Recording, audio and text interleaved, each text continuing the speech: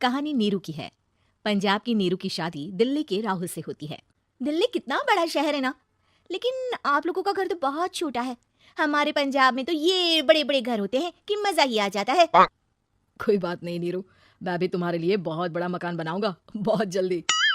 नीरू के पिता जहाँ पंजाब के जाने माने व्यापारी थे, वहीं उसका पति राहुल दिल्ली में एक सिंपल नौकरी करता था। माँ, यहाँ तो घी मक्खन इतना महंगा है कि क्या बताऊं। मैं तो तरस ही जाती हूँ घी खाने के लिए। नीरू की माँ को ये सुनकर बहुत दुख होता है। मेरी बेटी को घी नसीब नहीं हो रहा है और ये बहू यहाँ बैठकर घी में शक्कर डाल रही है। देख वनीता, मैं साफ कह रही हूँ, इस घर में जितना घी आएगा उतना ही मेरी बेटी के घर दिल्ली भी जाएगा। अरे ये क्या बात होती माँ जी, बेटी का उतना ही करो जो अच्छा लगे। अब क्या मायके से घी और मक्खन तक की सप्लाई करोगी आप? हाँ, मेरी बेटी किसी चीज को तरसे मुझसे बर्दाश्त नहीं होता। अब क्या था, नीरू के मायके में 2 किलो घी आता तो 2 किलो दिल्ली जाता नीरू के पास।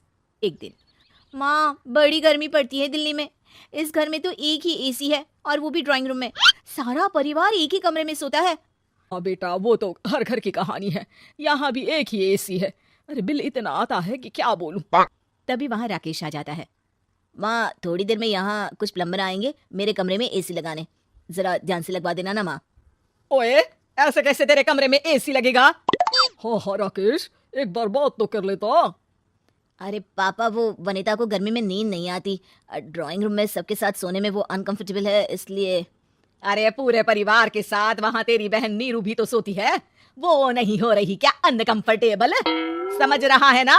अगर एसी लगेगा तो एक दिल्ली में तेरी बहन के कमरे में भी लगेगा, तभी तू लगा सकेगा। राकेश वनिता को सारी बात बताता है। वनिता करती भी क्या, मन मारकर बैठ जाती है। माँ, ये लोग ठीक नहीं है, क्या करूं मैं? अरे बेटी, यहाँ आ जा, तू यहाँ आकर रह ले। अरे छोड़ दे ऐसे पति को। कैसे छोड़ दूं माँ? समाज क्या कहेगा, लोग क्या कहेंगे? वैसे भी मेरा एक बेटा है मयंक। अरे हटा बेटा, तेरी उम्र ही क्या है, इतनी परेशान रहेगी तो काम कैसे चलेगा। खैर, बात आई गई हो जाती है। माँ को लगता है कि नीरू ठीक है, तो वहीं नीरू के मन में एक ही लाइन चल रही होती है, यहाँ आ जा। माँ ने तो बोल ही दिया है कि यहाँ आ जा। बस मयंक थोड़ा सा बड़ा हो जाए, इन गरीबों को छोड़कर मैं वापस माँ के पास ही चली जाऊंगी। वो इसी सोच में बाजार में चल रही थी कि मैम, आपका दुपट्टा जमीन को छू रहा है। नीरू जैसे ही उस लड़के की तरफ देखती है, देखती ही रह जाती है। हाय रे, कितना सुंदर लड़का है ये। अब क्या हुआ? मैंने कहा आपका दुपट्टा। तो खुद ही उठाकर दे दो ना। लड़का समझ जाता है कि नीरू उस पर फिदा हो चुकी है। वो उससे उसका नंबर लेकर चला जाता है। अब क्या था, नीरू और रोहित में लगातार बातें होने लगती है। मैं हरियाणा का रहने वाला हूँ, यहाँ एक बड़ी कंपनी का मैनेजर हूँ। अच्छा, और कितने बच्चे हैं तुम्हारे? बच्चे? अरे मेरी तो शादी भी नहीं हुई है। तुम बताओ, शादी करोगी? नीरू शर्मा जाती है। अब लेकिन मैं तो पहले से ही शादीशुदा हूँ। मुझे फर्क नहीं पड़ता, बस तुम शादी कर लो, भाग चलते हैं। बहुत पैसे वाला हूँ मैं, हमेशा खुश रखूंगा तुम्हें। नीरू रोहित से मिलकर सारा प्लान बना लेती है और फिर एक दिन घर से भाग जाती है। दोनों शादी कर लेते हैं। शादी के बाद, क्या बात है नीरू, तुम्हें परेशान सा देखता हूँ, सब ठीक है ना? हाँ, सब ठीक है। ये कहते कहते ही वो रोने लगती है। अरे क्या हो गया, रो क्यों रही हो? मैंने तुमसे एक बात छुपाई है और वही बात अब मुझे परेशान कर रही है। रोहित, मेरा एक बेटा भी है, उसका नाम मयंक है। क्या बात कर रही हो, ये तुमने मुझे पहले क्यों नहीं बताया? देखो नीरू, मेरी माँ को मैंने ये नहीं बताया है कि तुम शादीशुदा हो। बच्चा मैं मैनेज नहीं कर पाऊंगा। नीरू को समझ में नहीं आता कि वो क्या करे। तुम उस बच्चे को अपनी माँ को क्यों नहीं दे देती? नीरू चुपके से माँ को फोन करती है। माँ, क्या मयंक को तुम रख सकती हो? बेटा, मैं राकेश के साथ बात करती हूँ, आखिर घर का बेटा वही है, जो वो बोलेगा। वैसे भी बेटा, तूने जो किया है ना, उसके बाद से पूरा घर तेरी बुराई कर रहा है। मैं भी अब किसी से तेरे लिए लड़ नहीं सकती।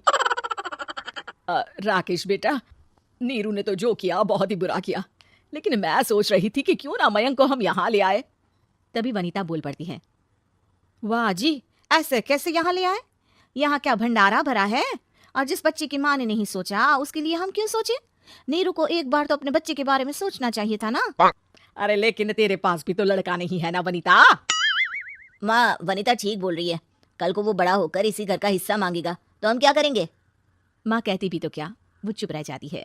वहीं नीरू का पहला पति कहता है, माँ, अगर आज भी वो वापस आ जाए तो मैं उसे माफ कर दूंगा। बेटा, गरीबी चीज ही ऐसी है, क्या करेगा। तू तो अब मयंक का सोच, वो बेचारा तो बिना माँ का हो गया। मयंक की खातिर तू दूसरी शादी कर ले बेटा। लोगों के लाख समझाने के बाद नीरू के पहले पति की शादी रिद्धि से हो जाती है, जिसके पहले पति से 2 बच्चे होते हैं। देखो जी, मैंने शादी सिर्फ बच्चे के खातिर की है। मैंने भी शादी सिर्फ बच्चों की खातिर की है। वहीं नीरू के दूसरे पति के मन में ये बात घर कर जाती है कि नीरू एक मासूम बच्चे को उसके खातिर छोड़ कर आई है। अब देखो नीरू, मुझे लगता है कि जो औरत अपनी कोख का बच्चा छोड़ सकती है वो तो कुछ भी कर सकती है। कल को तुम्हें मुझसे अच्छा कोई मिल गया तो तुम तो मुझे भी बाय बाय कर दोगी ना। नीरू को अब उसका दूसरा पति ताने देना शुरू कर देता है। तंग आकर नीरू उसकी यहाँ से भागकर अपने पहले पति के पास चली जाती है, लेकिन ससुराल में क्या लेने आई है नीरू, मयंक को? नहीं सासू माँ, मुझसे गलती हो गई, मुझे माफ कर दीजिए। नीरू, अब वक्त खत्म हो गया है, मेरी शादी हो चुकी है। तो छोड़ दो ना उसे, हमारा बच्चा है। मैं आपको अपनी माँ नहीं मानता, मेरी नहीं माँ तो बात अच्छी है। नीरू मयंक की बात सुनकर समझ जाती है कि उसके पास अब ना आसमान रहा ना ही जमीन।